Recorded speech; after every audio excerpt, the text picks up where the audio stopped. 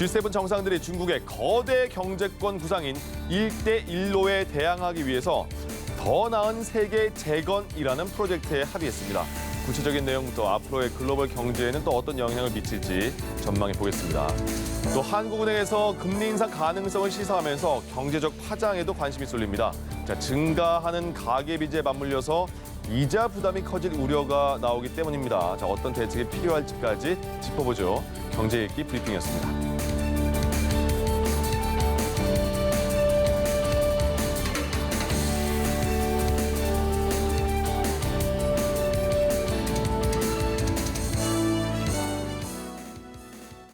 네, 김대호의 경제 읽기로 이어가겠습니다. 김대호 경제학 박사와 함께하겠습니다.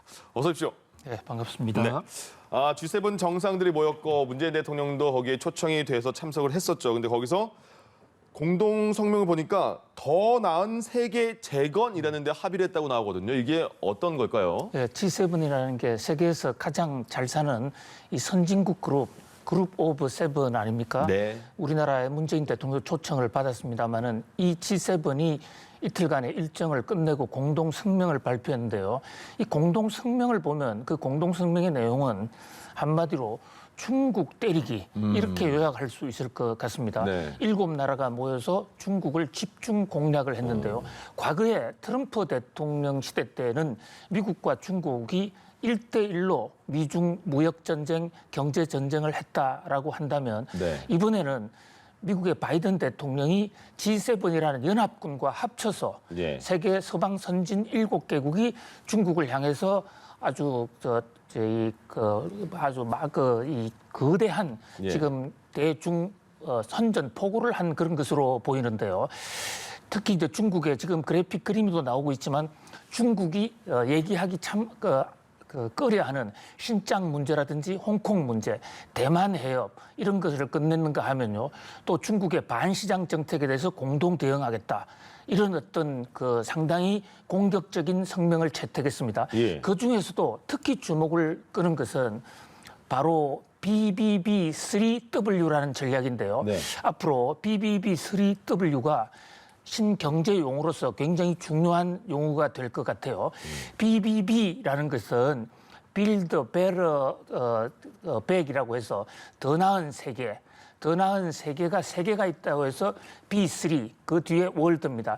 더 나은 세계를 재건하겠다 이러는데 이 더 나은 세계, BBB는 바이든 대통령의 지난번 선거 공약이기도 해요. 예. 미국을 더 낮게 건설하겠다는데 이제는 그 BBB를 미국에서 더 연장시켜서 세계를 재건시키겠다. 이름도 상당히 주목할 만합니다만 그 내용은 네. 특히 더 이 미중 무역 전쟁과 관련해서 주목을 끕니다. 예. 내용을 골자만 말씀을 올리면 미국이 주도해서 약 40조 원 정도를 돈을 투자해서 전 세계의 개도국들이 인프라를 필요하면 인프라라는 게 도로, 항만, 철도 같은 것이에요. 거기에 40조 원을 또는 그 이상을 대주겠다 이거거든요. 이게 지금 중국이 하고 있는 1대1로 정책하고 굉장히 유사한 거예요. 예. 그러니까 이제 일각에서는 미국이 아예 중국의 1대1로를 넘어서 세계의 개도국의 개발에 깊숙이 개입하면서 예. 세계 경제나 정치 외교사에 깊숙이 조정하는 그런 세계 경제나 정치의 주도자로서 다시 자리매김을 다시 했다. 한때 미국은 세계 현안에 좀 떨어져 있고 미국 혼자서만 잘 살겠다 하는 그런 트럼프 시대 때의 그런 고립주의 정책이 좀 있었습니다만 네. 이제는 다시 국제 문제에 직접 개입하고 직접 주도하겠다. 이것으로 바뀌었고 그 대상은 중국 때리기로 초점이 맞춰졌다 이렇게 볼 수 있습니다. 예, 트럼프 시대에는 중국과 1대1로 경쟁을 하는 그런 체제였는데 지금 G7을 함께 끌어들이는 거잖아요. 그렇습니다. 예. 여기서 중국의 1대1로 정책을 견제하겠다. 근데 1대1로가 뭐죠? 예, 지금 말씀드린 1대1로 중국하고 붙겠다는 얘기하고 1대1로는 좀 다른 말이죠. 예. 자, 1대1로는 그래서 이제 좀 더 분별을 정확하게 하기 위해서 좀 예. 중국으로 말씀을 드려야 되겠어요. 이따이루라고 그럽니다. 이따이루. 자, 지금 그래픽 그림표가 보시죠. 저기 중국의 시안 고대 중국의 수도입니다. 시안에서부터 우르무치를 겪어서 중앙아시아 그리고 서아시아를 거쳐서 유럽까지 가는 네. 그 위에 도로가 하나 있습니다. 저게 옛날에 실크로드거든요. 네. 중국과 유럽이 무역하던 길입니다. 그리고 남쪽은 또 해상을 통해서 무역하는 것입니다. 이 중국이 말하는 이따이 이루라는 것은 하나의 벨트, 하나의 도로. 그래서 one 벨트, one 로드 이거 합쳐서 영어로는 BR 이니셔티브라고 그러는데요. 중국과 과거 수천 년간 거래했던 어떤 지역을 하나의 도로와 하나의 띠로 묶어서 예. 다시 중국 주도의 세계 무역 체제를 잡겠다 이건데요. 거기에 필요한 지금 그림에도 나오는 저런 도로라든지 항만 이런 인프라는 중국이 대주겠다. 근데 중국이 직접 돈을 주는 것은 아니고요. 중국이 만든 AIIB라는 은행이 있습니다. 우리나라도 거기에 지금 출자한 그 주주국인데요. 네. 거기 돈을 가지고 개도국을 이제 도와주는데 문제는 많은 나라들이 중국의 자금 지원을 받고도 제대로 인프라를 건설하지 못하고 지금 부도가 나고 있어요. 그 부도가 나는 것에 대해서 중국은 그렇다면 너희 군사기지를 빌려달라. 너희 지하자원 광산을 빌려달라. 이렇게 해가지고 미국 즉시 가겠다면 중국이 고리 대금을 해서 전 세계의 중요한 기지를 뺏어가고 있다 이거거든요. 네. 그래서 이번에 미국은 BBB-3W 전략, 더 나은 세계 재건 전략을 통해서 직접 미국이 돈을 빌려줌으로써 중국의 고리 대금업에 빠져 있는 그런 개도국을 구하겠다. 예. 이제 미국의 손을 잡아라. 미국과 G7이 직접 나선다. 이것을 공식 선언했다 이렇게 볼 수 있습니다. 예. 미국은 중국을 계속 견제하고 있고 반중연대에 G7 국가들이 참여하길 원하고 있는 것 같은데 G7 국가들 중에서는 약간의 온도차는 있는 것 같아요. 그렇습니다. G7이라 하면 이제 미국과 캐나다 그리고 유럽 대륙에서는 영국, 독일, 이탈리아, 프랑스 그리고 캐나다 이렇게 7나라 세계에서 1인당 GDP가 가장 높은 나라 7나라들인데요. 네. 나라마다 사정이 좀 다릅니다. 일본은 가장 지금 미국과 아주 손을 잡고 미국이 하는 대로 100%다 따라서 하겠다는 그런 자세고요. 예. 프랑스의 마크롱 대통령 같은 경우에는 중국이 서방과 좀 다르다는 점을 그 나라의 특수성을 좀 인정해야 되는 것이 아닌가. 이런 얘기를 하고 있고요. 예. 그다음에 이제 마리오 드라기 이제 이 지금 말씀드린 이것은 마리오 드라기 얘기입니다. 네. 그다음에 마크롱 대통령은 G7이 중국에 그렇게 적대적이지 않고 적대적일 필요가 없다. 이렇게 얘기를 하는데 특히 지금 마리오 드라기 이 이탈리아 총리 같은 경우에는 중국에 대해서 그러니까 미국의 중국 견제 정책에 대해서 조금 온도차가 있는 그런 발언, 중국을 좀 비호하는 듯한 발언을 했는데요. 예. 사실 지금 이따이루 중국의 1대1로 정책의 핵심 국가 중에 하나가 바로 이탈리아입니다. 예. 그래서 이탈리아 입장에서는 그동안 중국과 해왔던 이런 이따이루 정책을 당분간 계속하겠다. 그런 정책으로 보이고요. 네. 프랑스 입장에서도 프랑스에 주도적으로 외교를 해나가겠다. 그래서 미국 뜻대로만 되지 않을 것으로 보이면 특히 이탈리아는 최근에 미국이 그토록 반대하는 이 화웨이 중국과의 제휴 여기에 대해서도 일부 제품을 허가했거든요. 네. 그렇지만 이 전체적으로 G7 정상회담 공동 성명을 통해서 예. 미국 입장을 지지를 했고 또 돈은 대부분 미국이 되겠다고 약속한 만큼 이 미국의 BBB-3W 전략 그러니까 보다 더 나은 이 세계 재건 전략 중국의 이따일루 1대1루를 저지하기 위한 전략은 앞으로 상당히 힘을 받을 것으로 보입니다. 네.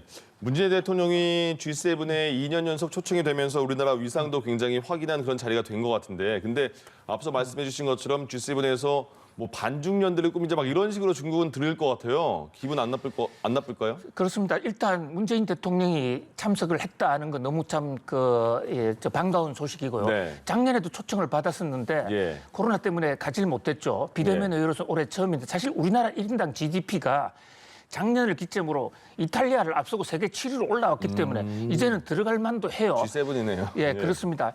그리고 이제 우리나라의 많은 운명들, 이를테면 얄타 회담, 포츠담 회담, 우리나라 국토에 분단하는 거 이거 우리나라 없는 상태에서 우리나라 운명이 결정된 거 아닙니까? 네. 그런 것을 생각할 때 우리나라 대통령이 앉아 있었다는 것만으로서 대단히 다행스러운 일이긴 한데요. 예. 한 가지 지금 지적하신 대로 중국과 미국이 싸우게 됐을 경우에 네. 우리나라는 양쪽에 다 친구인 입장에서 그 선택이 굉장히 뭐 잘해야 될 솔로몬의 그런 지혜의 선택이 있어야 될 것으로 보이고요. 네. 다만 이번 회의에서는 G7에서 중국 때리기를 할 때 어떤 결의를 할 때 우리나라 문재인 대통령은 현장에 없었다. 이것이 정부의 공식 입장입니다. 그렇군요.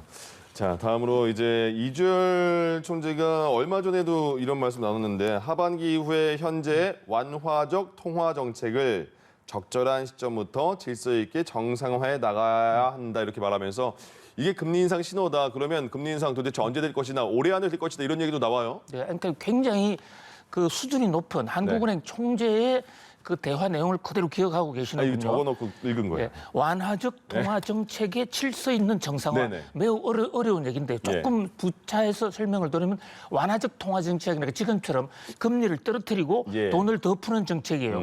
요것을 질서 있게 단계적으로 스텝 바이 혼란스럽지 않게 정상화시키겠다. 정상화시키겠다는 것은 과거에 어떤 일정 금리가 올라가는 수준으로 되돌리겠다는 것이거든요.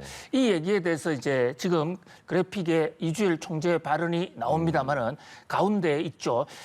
질서 있게 정상화하고 하반기 이후에 역점으로 추진하겠다. 이 대목이 굉장히 주목을 끌었어요. 네. 정권 시장에서는 하반기 이후라고 그러면 올 하반기에 할 수 있다. 예. 그래서 올해 기준금리 인상이 가능한 것이 아닌가.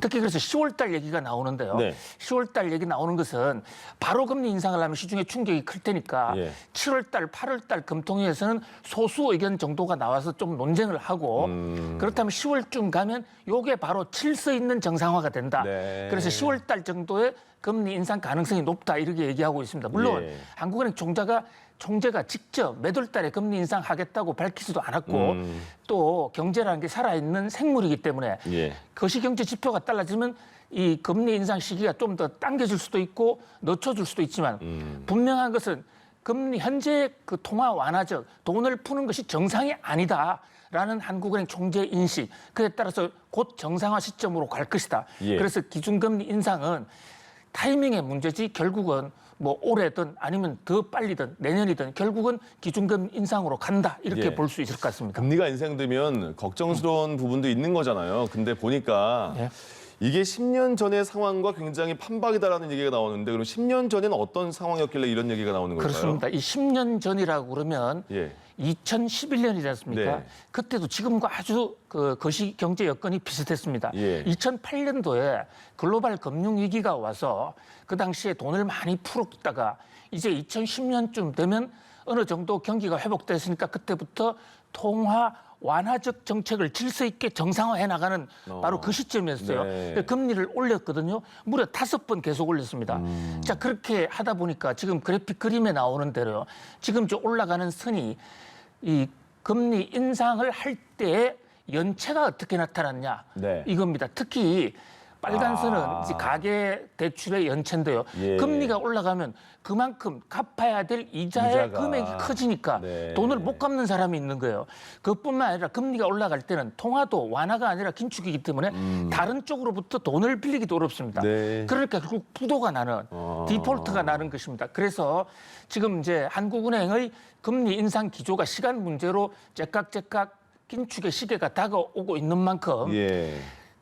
대출에 그 부담이 많은 자기 자산 구성에 있어서 어떤 융자가 많은 사람들은 서서히 저런 어떤 이 디폴트 상태에 미리 좀 대응할 필요도 있고 네. 기업들도 마찬가지입니다. 기업들의 경우에는 뭐 디폴트는 안 난다고 그래도 저금리 때문에 돈을 많이 빌려서 사업을 크게 벌려놓던 사람들 입장에서도 좀 사업 규모를 규모 있게 조금 정돈해야 될 그런 지금 엄중한 어떤 이 상황이 바뀌는 예. 패러다임이 체인지되는 그런 현상으로 볼 수 있습니다. 이제 걱정하시는 분들 많으실 것 같습니다. 그리고 취업이 젊은 층들이 잘 안 되니까 생계 때문에 대출할 수밖에 없는 사람도 있고 또 최근에는 부동산, 주식, 암호화폐, 영끌에서 뭐 돈 빌려서 다 거기에 투자하는 젊은 층들이 많다고요. 그래서 빚이 굉장히 많이 늘어났다고 하는데 어떤 대책도 필요할 것 같아요. 한국금융연구원 분석을 보니까요. 최근에 늘어나는 금융기관의 대출 중에 거의 60%가량이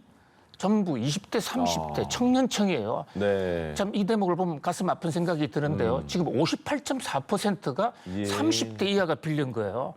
그만큼 취업도 안 되고 어렵기 때문에 대출을 늘렸겠지만 네. 금융연구원 분석에 따르면 그중에 상당수는 당장 먹고 사는 문제하고는 관련이 없이 가상화폐라든지 또는 정권시장의 IPO 또는 집을 사자 이래서 금융기관으로부터 좀 마구 대출을 하는 경향이 있다. 네. 또 최근에 우리 금융기관들도 가계부채 관리를 한다고 그러면서 이제 1인당 한도 규제를 하다 보니까 기성층들보다는 젊은 층들은 새로 시작하니까 좀 더 많이 빌려줘서 그렇게 금융 여건이 나아진 것은 바람직한 현상인데 만약에 저것이 금리 인상과 연결이 되면 예. 결국은 금리 인상기에 연체가 20대, 30대들이 그 금리 인상의 폭탄을 맞고 또 한 번 충격을 당할 수도 있다. 예. 그런 면에서 좀 우려의 소리가 조금씩 나오고 있는데요. 이 영끌의 시대, 금리가 싸기 때문에 무조건 이제 돈을 끌어서 무엇이든 할 수 있는 그 시대는 조금씩 지나가는 것으로 보입니다. 예. 그래서 이 패러다임 체인지 이런 기회는 투자 전략이나 생활 전략도 고금리 시대에 조금씩 맞춰가야 된다 이렇게 볼 수 있습니다. 알겠습니다. 금리 이번 올해 안에 인상 가능성까지 짚어봤습니다. 김대호 경제학 박사와 함께했습니다. 고맙습니다. 고맙습니다.